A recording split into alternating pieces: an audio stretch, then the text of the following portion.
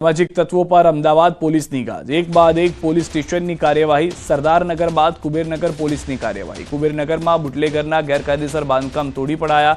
Bootlegger Manjuben Kanubhai ઠાકોરના ગેરકાયદેસર બાંધકામ દૂર કરવા કાર્યવાહી ચાલુ।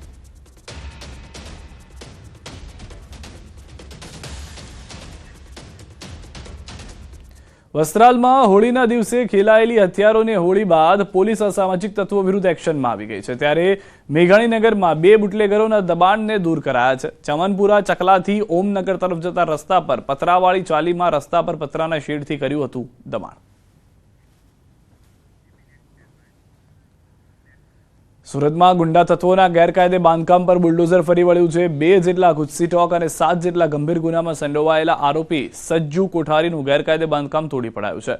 અઠવા લાઇન્સ વિસ્તારની નાનપુરા જમરૂખ ગલીમાં સોસાયટીના આખા રસ્તાને કબજામાં કરવામાં આવ્યું હતું અને ત્યારબાદ બાંધકામ કરાયું હતું। ગેરકાયદે બાંધકામની સામે ગેરકાયદે વીજ કનેક્શન પણ કાપી કાઢવામાં આવ્યું છે। પોલીસે આરોપીના આવકના સ્ત્રોતની પણ તપાસ કરવી છે।